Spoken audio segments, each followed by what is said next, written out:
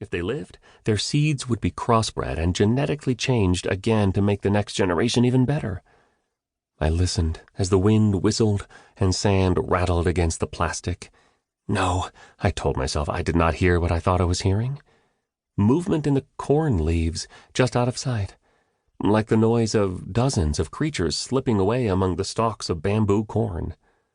I swiveled the robot body, scanning around me. Only the silent, tall, green stems surrounded me like prison bars. Then I saw a darting movement, but it came and went so quickly that I told myself it was just my imagination.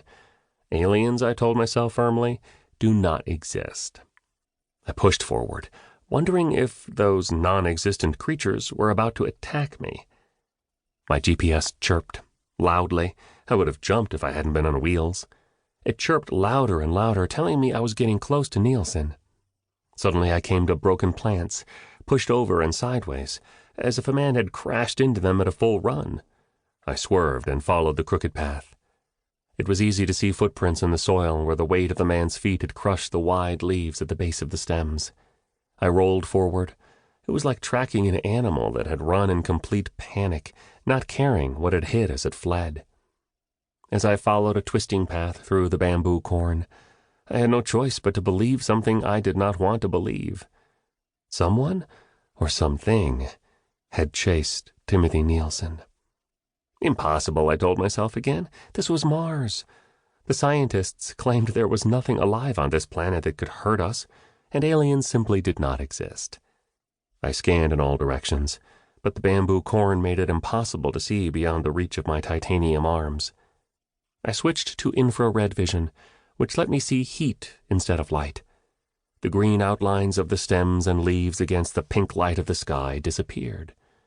In infrared vision, I saw a blur of warm orange, the plants, standing on a deeper, brighter orange, the warmer, sun-soaked soil, surrounded by a very light orange color, the cooler air.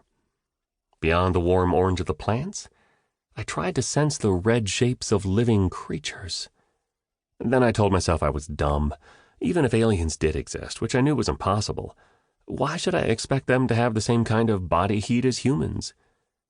The chirping of the GPS guided me ahead. I rushed as quickly as I could.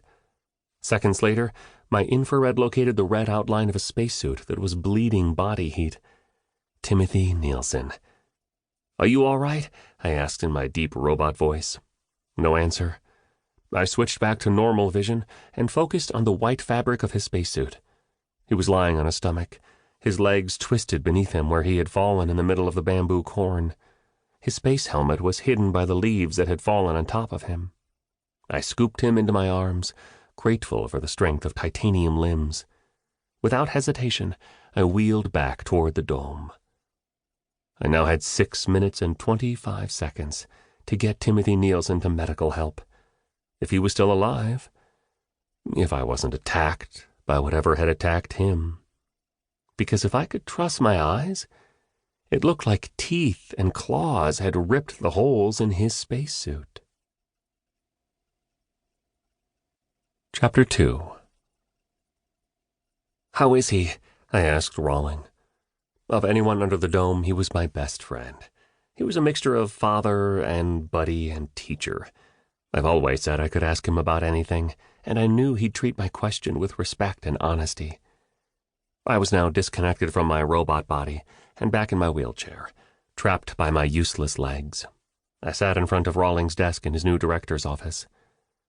"All Nielsen's vital signs are fine," Rawling said in answer to my question. "The med techs tell me he's in a coma.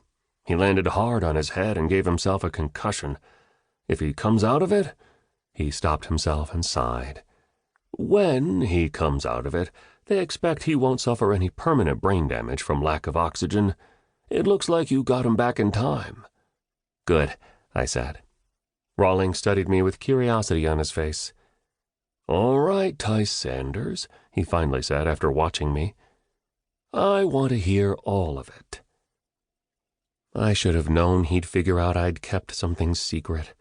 Best friend or not, Rawling knew me almost better than anyone else, including my own father, whom I only saw every 3 years. "How did you guess?" I asked. "It wasn't a